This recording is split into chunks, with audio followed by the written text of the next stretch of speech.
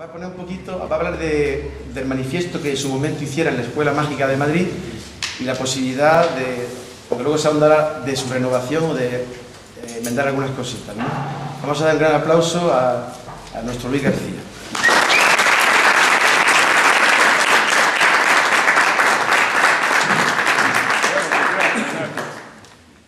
Pues sí, yo quería empezar con el manifiesto por una razón histórica. Yo ya llevo mucho tiempo sobre este planeta y viví algunas cosas que para muchos pues son legendarias, no conocieron, se habló mucho de ellas y tal. Y igual se tiene una idea mitificada de toda aquella historia, ¿no? Bien, quería encontrar el manifiesto de la Escuela Mágica de Madrid. Yo no lo tengo, ¿no? Yo casi perdí todos los libros que tenía y tal, porque me apetecía ver qué se dijo en aquella época. Y entonces, ¿y qué hago? Hombre, tengo un ordenador, voy a poner manifiesto de la Escuela Mágica de Madrid, y salió el manifiesto de la Escuela Mágica de Madrid. Lo cual esto me viene a indicar que estamos en otro siglo. Es decir, que hay una nube de información, que algunos le llaman la nube, en abstracto con mayúscula, en la que no existía antes. Por consiguiente, las circunstancias han variado radicalmente respecto a aquella situación inicial en la cual había 500 libros de magia que tenía Puchol en aquella biblioteca, todo lo que había de aquellas películas de superhéroes, teníamos todo lo que había, pero era un grupo elitista, no era accesible a los demás. Ahora, esa información multiplicada por 500 está toda accesible a todo el mundo, y ese quizás sea el problema, de que hay demasiada información. Pues bien, cuando yo ingresé en la SEI, fue en el año 72 o por ahí, 73. Ya estaba el manifiesto, que está firmado en el año 1971. Por tanto, es antes de que yo hubiera ingresado en la SEI, no pude ser firmante del manifiesto. Concretamente, los firmantes son Juan Antón, Arturo Dascanio, Ricardo Marré, José Puchol, Juan Tamarí, Ramón Varela y Camilo Vázquez. Esos son los firmantes del manifiesto. Sin embargo, muy poco después, yo ingresé en la SEI, pongamos un año después, y el mismo Tamarín me ofreció, porque era un manifiesto abierto a todo interesado en la magia, si quería participar, y yo me adherí sin ningún problema, hasta que fuimos aproximadamente unos 20 durante una cierta época, que son los que escribimos en las circulares de la Escuela Mágica de Madrid, y se establecieron los fundamentos de la magia. Pero me voy a permitir leer aquí una cosa, porque el manifiesto lo que hace inicialmente es un análisis sobre la situación de la magia. Yo creo que ese análisis es actualizado. En este momento es prácticamente válido, cambiando pequeños detalles. Por ejemplo, dice aquí: es claro y evidente que la magia ilusionismo como espectáculo vive un presente pobre, triste y bastante poco apreciado. Prácticamente desaparecida la magia gran espectáculo de teatro, en trance de desaparecer la magia de circo, sin cuajar aún como debiera la magia de cerca como espectáculo profesional, etcétera, etcétera. Una situación que pinta aquí lamentable. Tan deprimente presente contrasta con anteriores épocas en las que la magia sí cumplía su principal finalidad, que era hechizar a los espectadores, ilusionarles y hacerles, en una palabra, sentir de sensación y de emociones del misterio. Y más duro todavía. Y esto es del año 71. ¿Hasta cuándo seguiremos viendo nosotros y el público manipuladores que con frac estáticos hacen aparecer bolas, cigarrillos y cartas? ¿Hasta cuándo fantasistas que hacen unos cuantos intrigantes juegos con pañuelos de seda? ¿Hasta cuándo seguiremos viendo bastones que se despliegan, palomas que el mago saca del cuerpo y bolas zombie que mueve el fantasista? ¿Quién se asombra hoy de la magia así hecha? Bueno, pues si cambiamos palomas con juegos de la nieve, ¿verdad? No sé qué, otros de los pañuelos con el pañuelo con las lucecitas, la crítica es totalmente actualizada. Creemos que lo máximo que suele conseguir el mago hoy es una cierta admiración intelectual, fría por tanto, por lo habilidoso de sus manos. Pero ¿qué espectador ve en la actuación de un mago, siente emoción de lo desconocido, siente el soplo del misterio? Quien piensa luego sobre lo que vio, habla con admiración profunda de lo que contempló? En una palabra, ¿hasta dónde llega hoy la magia? También es evidente el hecho y una continua degradación del público. Evidentemente, al ver malos espectáculos se acostumbra a una vez malas cosas. Cada vez más va relegándose la magia para públicos infantiles o intelectualmente poco formados. Lo mágico es, en una palabra, menospreciado, cuando no despreciado como espectáculo por la gran mayoría de las personas adultas. Repito que esto, si yo lo digo ahora, exagerado, no sé qué y tal, pero esto está escrito en el año 71 y firmado por ejemplo, Juan Tamariz, Arturo de Ascanio, así como más conocidos, ¿no? Lo cual es un análisis totalmente lúcido y totalmente actualizado. Yo creo que incluso en este momento la magia está en una situación peor.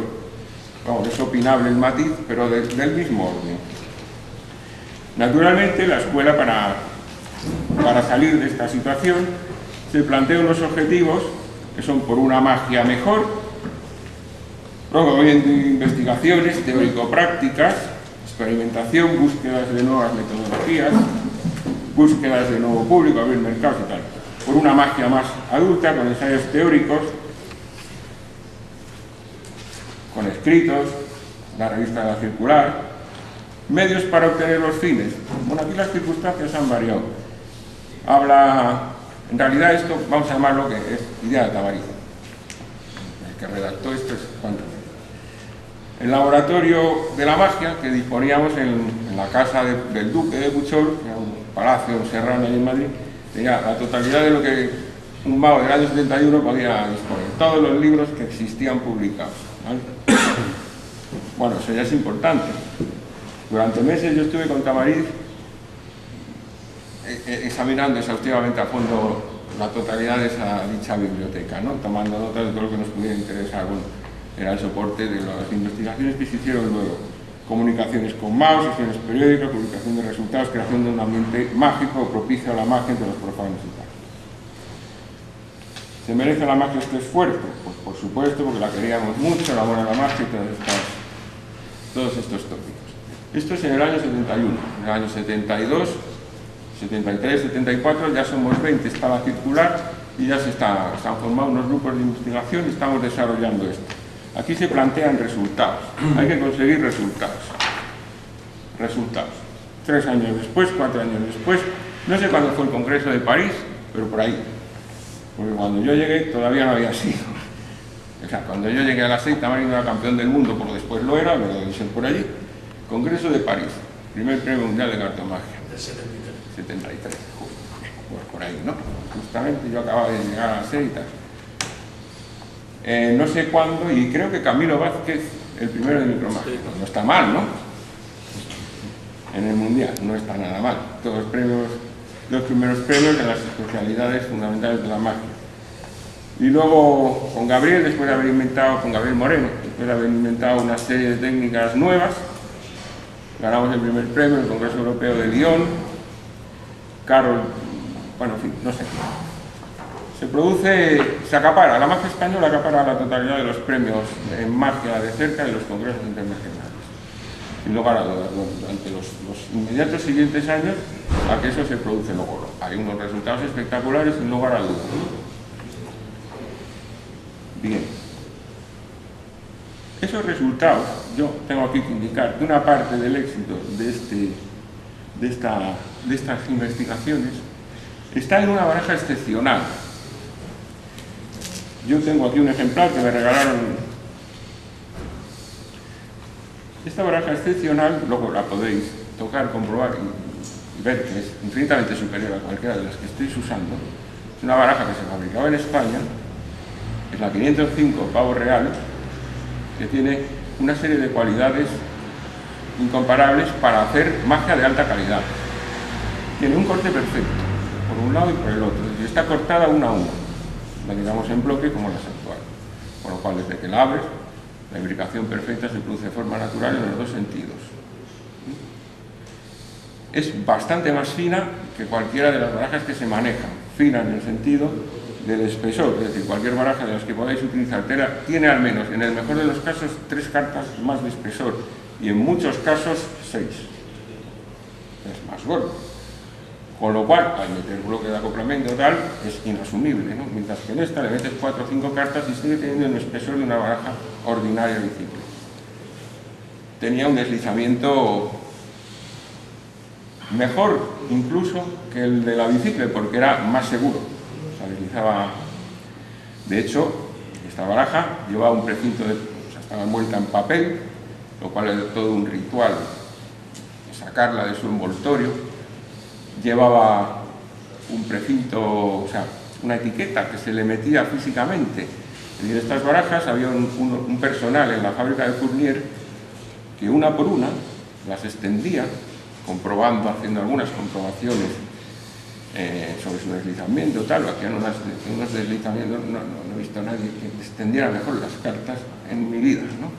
Pues llevaban toda la vida haciendo aquello, mirando la extensión e introduciendo manualmente ese precinto de garantía con un número de seguridad, la matrícula que alguien me contó que tienen ahora las bicicletas, pero metida físicamente dentro de la baraja, que a veces la abrías y no la encontrabas porque era muy fina ahí, y luego te aparecía después de un rato de que la habías usado. Pero es que además los grupos dobles eran una maravilla porque no se descuadraban, no se alabeaban, se podían dejar en la mesa. En fin, tenía unas cualidades excepcionales. ¿Qué cosas se podían hacer con esto? Pues se podía uno permitir que el afaro, que era un movimiento técnicamente considerado muy difícil, evidentemente con una baraja mala es dificilísimo, con una baraja cada vez peor es imposible, pero con una baraja buena es casi automático, hasta el punto de que el mismo Tamariz, que nunca se ha reconocido habilidoso, dijo, pues yo soy capaz de hacer esto, y efectivamente acabó haciendo las faros. Las hacía muchísimo mejor que ahora, porque la baraja era mucho mejor. A la que le gusta hacer versiones del rito de iniciación le cuesta un esfuerzo mejor a la bicicleta, le cuesta un mundo meter ahí las cartas, ¿no? Una que con esta era muy automático. Por otra parte, las dadas, si no existe esta baraja, las dadas ni se plantean. Porque dar una dada en tercera, una dada en cuarta, a la bicicleta no es algo planteable, si no eso lo habían planteado los americanos, que llevan con ella toda la vida. Ellos están moviendo arriba, ellos están moviendo abajo, hacen exhibiciones de eso de maravilla. Les cuesta 20 años, como dijo Hernán, les va a costar 3 meses, como una baraja buena. Pero bueno, es la suya y es lo que hacen. Pagar a la de tercera. Y todo el mundo usaba la bicicleta, todo el mundo, incluido Tamariz, cuando yo llegué, los profesionales que usaban esta bicicleta, todo el mundo usaba la bicicleta. Pero claro, cuando Gabriel y yo aparecimos con esta, pues se cambiaron todos. El resultado fue espectacular. La caída de calidad de esta baraja, pues no cabe duda de que fue una de las causas del parón, que se llegó a un tope que no se podía superar y por consiguiente empezó a caer.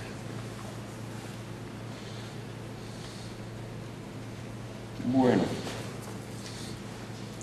a todo esto la gente no sabe que en todo ese periodo que estoy hablando, 73, 74, 75, 76,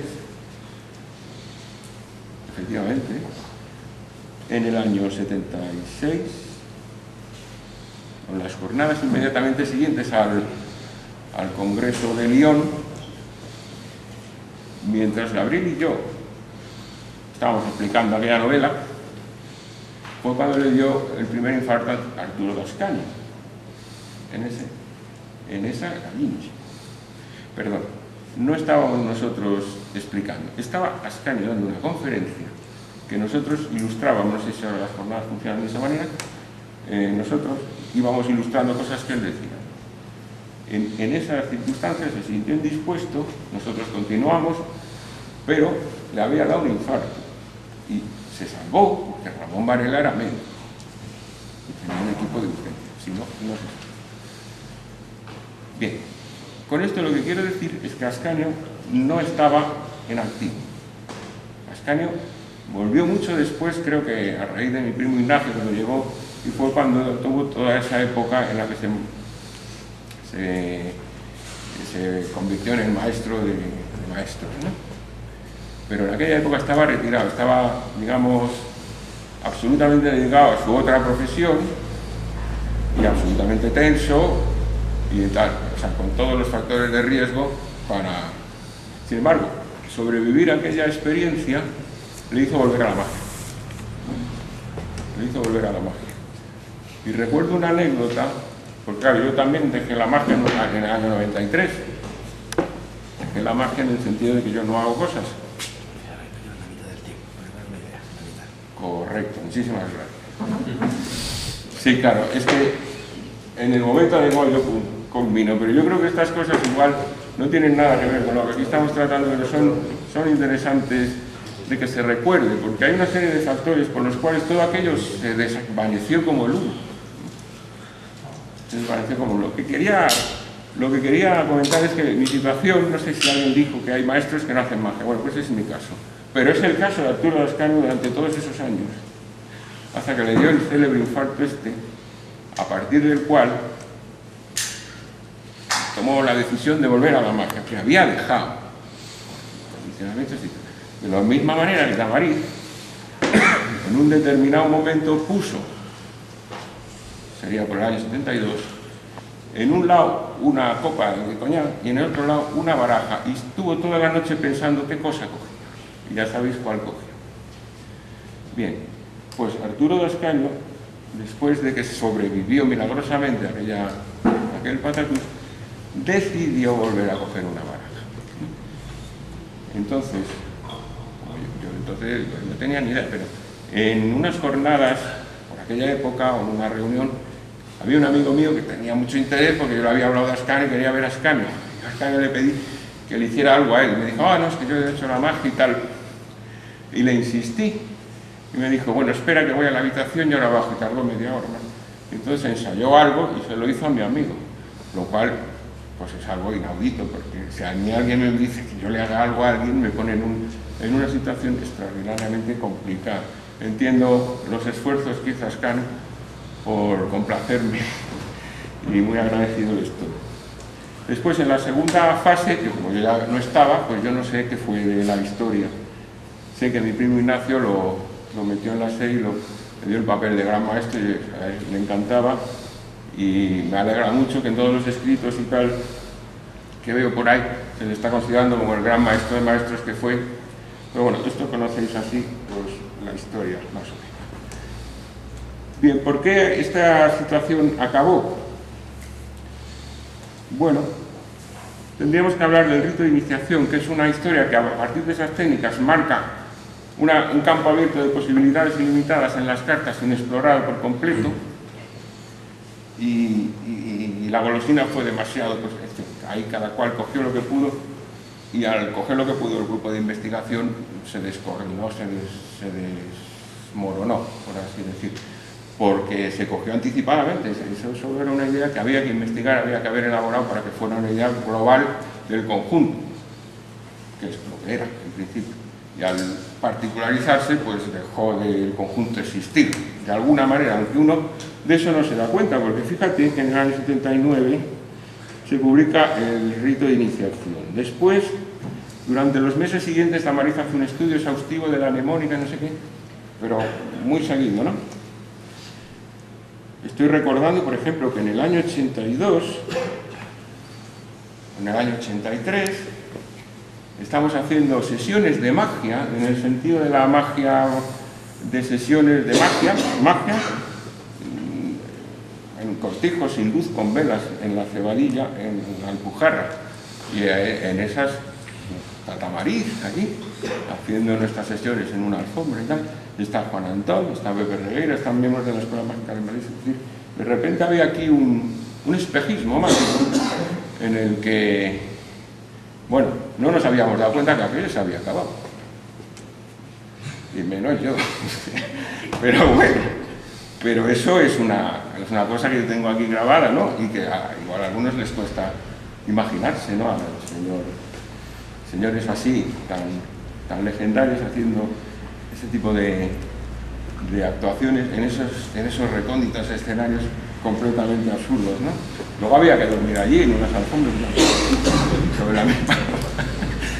Bien, pero es auténtico, ¿eh? No estoy diciendo... Hay que decir que a mí Juan me ha hablado de esas actuaciones. Claro, es que fue un bug, vamos, fue algo alucinante, ¿no? Ahí se producían... Yo recuerdo que me las contaban de manera asombrada. Se producían realmente, vamos, era una cosa inaudita, los efectos...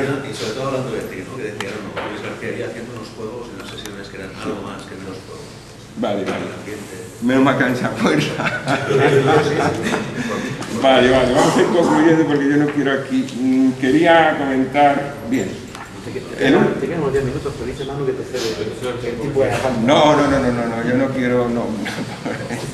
Vamos a ver, porque es que hay muchas cosas y tal. Quiero decir, cuando algo llega a la cumbre de su esplendor, es porque ha iniciado su decadencia, y la ha iniciado mucho antes. Lo que pasa es que uno no se da cuenta. Entonces, la escuela mágica, la cumbre de su esplendor, se estaba desmoronando. Y nadie éramos conscientes, menos yo era el más alejado. Arcadia, digo, no estaba en la movida. Volvió bastante después, yo ya no estaba.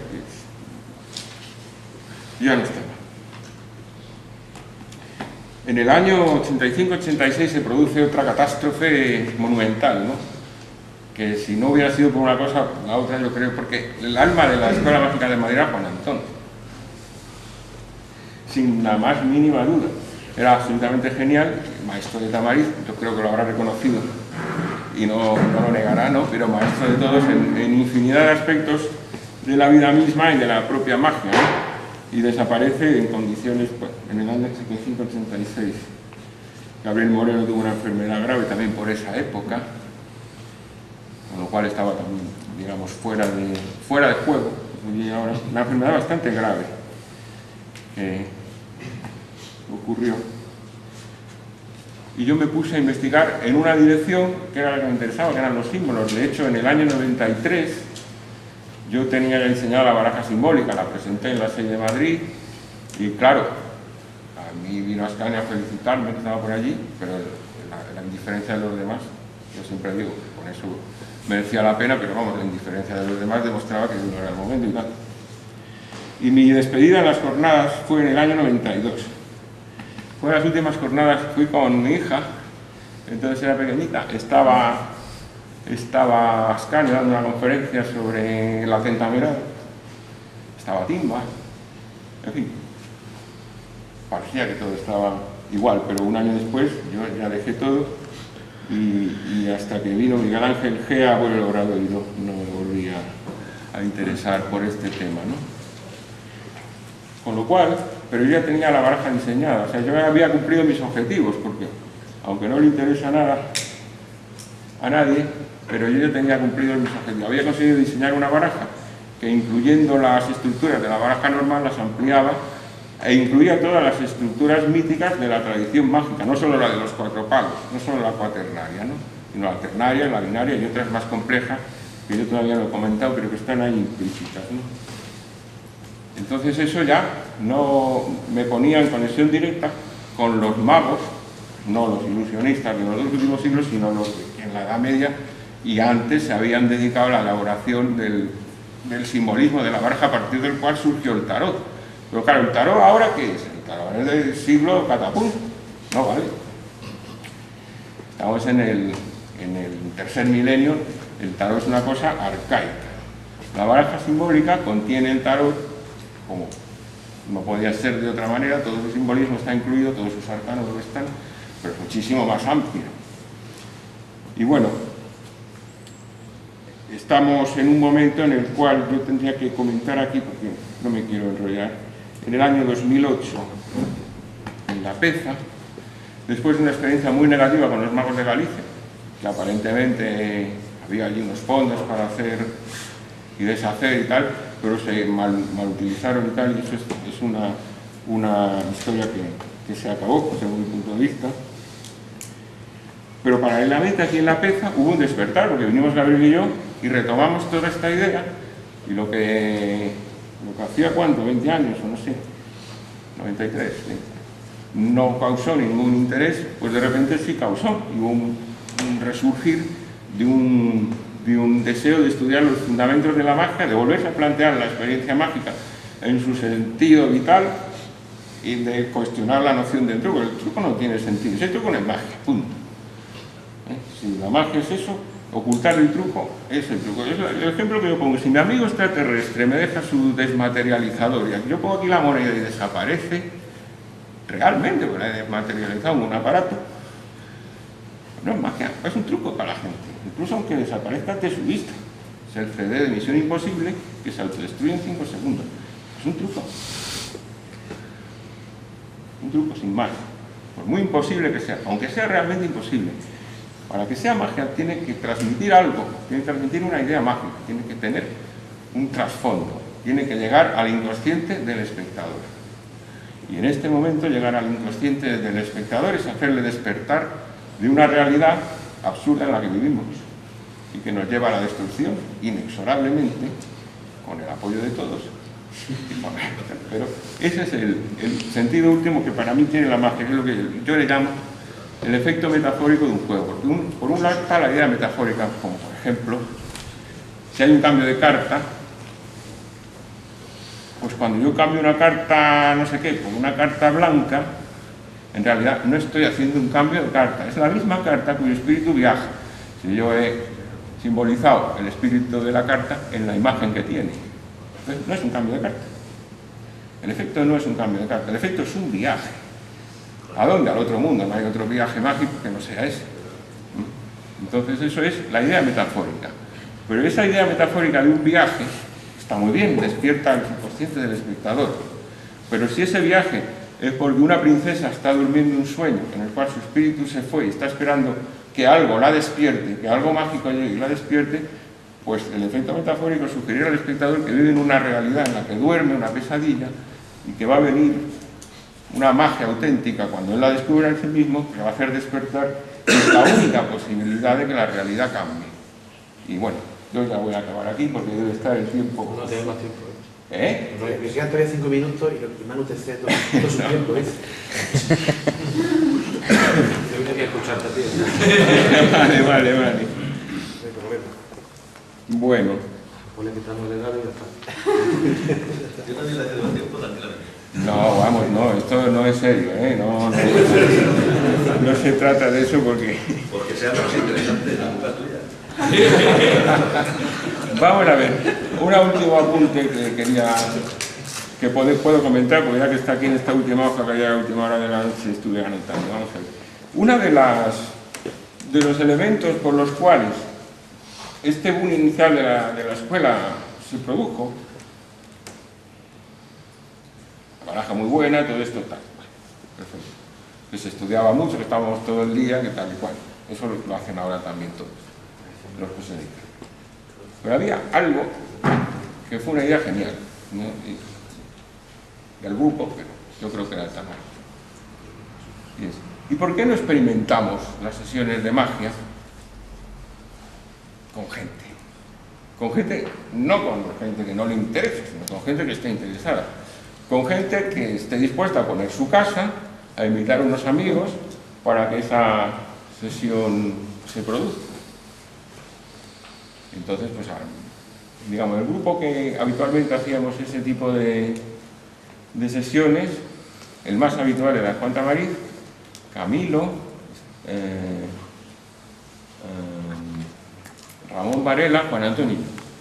Esporádicamente podía haber algún otro, incluso Ascanio estuvo alguna vez, pero Ascanio en esas circunstancias no producía el efecto esperado, ¿no? Pero claro, ahí, ¿qué pasaba? Pues que si había que ir al congreso de no sé qué dónde, pues ahí, además de hacer magias, digamos, para crear la atmósfera mágica, para crear ambiente, se ensayaba eso. Y eso se llevaba a un congreso solo y si cumplía la función mágica para la que, o sea, aparte de ser para un congreso, para causar el asombro de una sesión de magia habitual. Así ensayó Tamariz una y otra vez los comodines aquellos que llevaba para... Pero vamos, con efectos muy por debajo del agua y aceite, de los que hacía yo, de los comerciales que hacíamos otros. Pero a él, yo esto lo ensayo por narices, aunque me cargue momentáneamente baje el nivel de la sesión, porque dentro de no sé cuánto voy al Congreso de Madrid y lo quiero tener más. Y eso era una vez y otra vez y otra vez. Eso incluso era varias veces a la semana. Y claro, eso es algo que yo no veo que exista. Estás haciendo eso con unos amigos y tal en una mesa, no creo que esté. Yo era una sesión organizada. ¿Sabes que tuve el planteo? Estaba, por ejemplo, Juan Tamariz, que normalmente abría porque tal, y hacía los malabares, aquellos que hacía. Era genial. ¿Sí? Y seguía con el agua y aceite la rutina, vamos, la rutina de colores completa, con 2 rojas, o sea, 3 cartas, 1 roja, 2 negras, 2 rojas, 2 negras, el agua y aceite, que era una genialidad, y luego se empeñaban a hacer siguiendo al líder, que muy mal, pero bueno, lo hacían, muy malo el juego, ¿no? Y luego fuera de este mundo la ripanocha, ¿no? Luego ya hacía las damas y tal, luego venía Ramón Varela con su, hacía mentalismo allí, unos mentalismos que eran tendría así una baraja, elige, separa 4 cartas, esta, una predicción, los 4 ases con un empalme de no sé qué.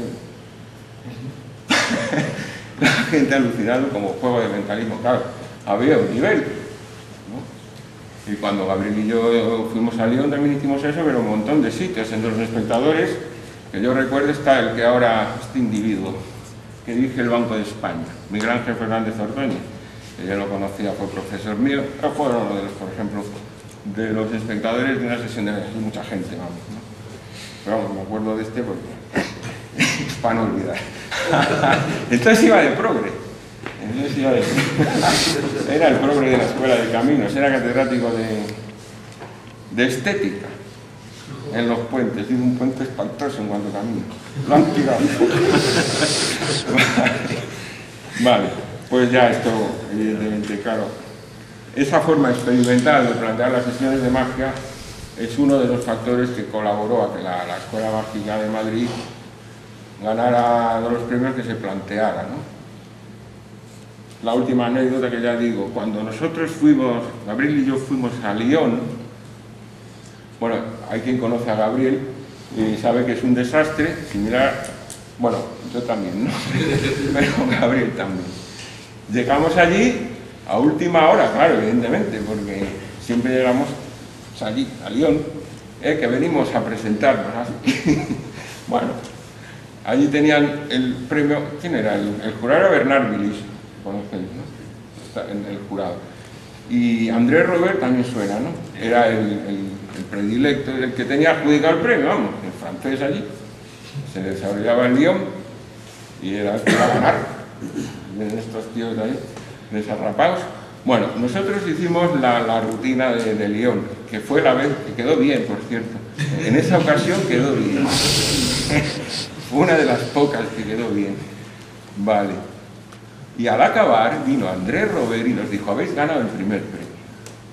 Vino Andrés Robert a felicitar. O sea, no había duda.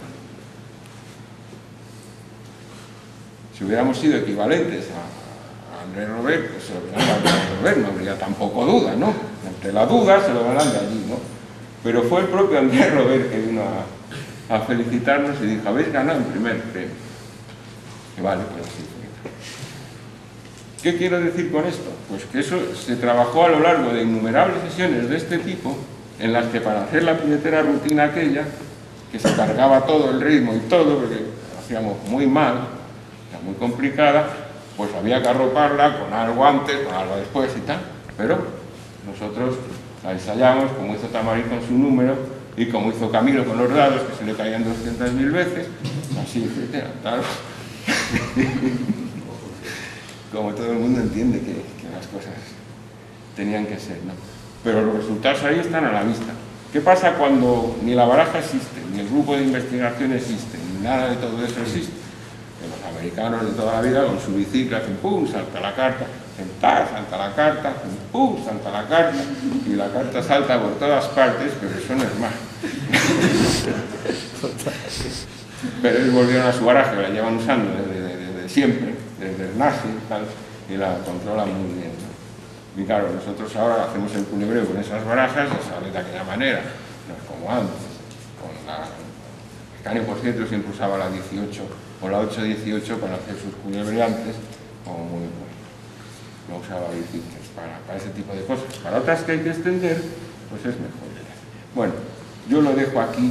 Yo lo que quería también decir es que a partir del 2008 en la PEZA surge un interés por todos estos temas, por una renovación de la magia, por incorporar, o sea, lo mismo que sucedió en el 71. Una serie de magos conscientes del nivel decadente que va adquiriendo el asunto de la magia, llega a un cierto momento que tanta decadencia ya afecta a los profesionales, ya afecta a todos, ya es malo para todos, ¿no?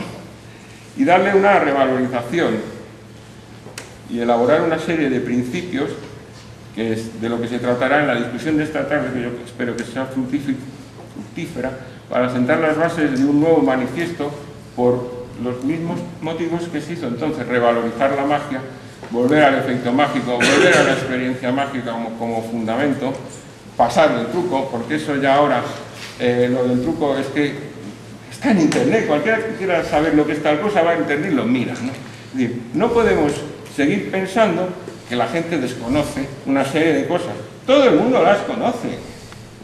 Nadie se va a creer que los ases viajan al bolsillo. Nadie cree que la moneda desaparezca. Nadie cree que una cambie físicamente por otra. Es que no veo cómo le pasa. Pero si lo que le está sugiriendo es que la carta está viajando al otro mundo, es consistente. No cambia la carta, desaparece un espíritu. Y eso tiene lógica. Al espectador igual no le importa saber cómo lo hiciste. De hecho, seguramente no le importa. Seguramente le está interesando mucho más a ver cómo evoluciona eso de la carta en el otro mundo, a ver qué me están contando, a ver qué pasa. Y eso es lo que le va a hacer reaccionar. Entonces hay que cambiar el concepto y de eso se trataría. Si aquí en estas exposiciones y luego en los debates que se hagan, establecer una serie de principios muy breves, porque aquí eran muy breves, y decir, bueno, pues los que aquí estamos de acuerdo, darle valor a la magia en una serie de cosas, darle sentido, darle coherencia y darle la función que tiene, porque no olvidemos una cosa, ya estoy seguro que el mago arquetípico, ¿quién es el mago? ¿No preguntas a alguien quién es el mago de todos los magos? Pues bueno, Gandalf ahora es Harry Potter, pero ¿quién es el productivo de todos? Merlín. El mago es Merlín. ¿Y quién es Merlín? Es el consejero del rey.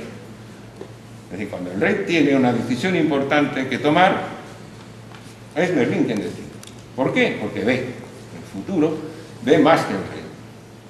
Y como es el que ve, y es el que sabe, y el que tiene el poder de la magia, es el que decide. Es decir, no decide Merlín, decide el rey, que es quien tiene que decidir, pero porque Merlín le dice lo que tiene que hacer. Cuando Merlín es traicionado por Viviana y es encerrado en el árbol, el reino de Camelot se desmorona. Y Merlín, Arturo, mortalmente herido, rescatado por las hadas del lago, lo llevan a la isla de Avalon, donde, cuando Merlín despierte, volverá. Pero igual en el combate de los gemelos contra los señores oscuros, también los gemelos están en el árbol, colgados, son sus cabezas que se las han cortado hace miles de años, sus enemigos están colgadas del árbol, pero la Ismucanela resucita, le da los poderes, les da sus armas, les da su magia y vencen a los señores oscuros. Exactamente igual que el éxito de las nuevas mitologías, tanto la Guerra de las Galaxias, de Harry Potter, del Señor de los Anillos, de la lucha de la luz y las sombras, ese es el éxito de la eterna lucha de la luz y las sombras, que hace miles de años fue Horus contra la serpiente de las tinieblas, o las legendarias. Y por eso esas historias tienen éxito ahora, por la idea metafórica milenaria que están comunicando. Y el éxito de esas es incuestionable, incuestionable. Entonces, ¿por qué no con la magia se pueden introducir ideas? Hombre, con los medios que tienen las películas, pues se hacen efectos mágicos. Vamos, el tío que ve ahí que las cosas cambian, que ahí no es tan general, pero vamos, ahí se puede producir un impacto mágico mucho más fuerte. Si no se produce, es porque no se están transmitiendo esas ideas potentes, ¿no? Habría que reflexionar. El mismo Avatar también ha sido otro éxito espectacular de transposiciones. Todas esas historias más, algunas otras mucho peores, pero que también tienen éxito, ¿no? Pero vamos, yo cito las que tienen calidad y han sobrevivido, ¿no? Están basadas en ideas mágicas y en ideas metafóricas míticas de siempre. Luego ahí está la cantera, el encontrar las ideas arquetípicas de siempre y el comunicar eso. Ese es el efecto mágico, ese es el éxito de la sesión y de la experiencia, porque es cuando el espectador ya no me pregunta cómo lo hiciste y tal. A mí cuando yo hacía esto por los escenarios allí de Galicia, en aquellas condiciones infrahumanas, estábamos allí y tal, había gente que al final me decía, ¿y cómo se despierta de la pesadilla? Claro, eso es lo que a mí me interesaba. Cuando a mí me preguntaban eso, es que el efecto mágico se había producido. No me venían a decir, ¿cómo cambiaste las cartas? Mando al cuerno, ¿vale? Pero lo otro sí era una pregunta que me interesaba responder. Y se creaba una relación con esa persona de 2 o 3 minutos o 5, extraordinariamente interesante y profunda, quizá la más profunda que ella pueda tener a lo mejor en mucho tiempo. Yo acababa, venga.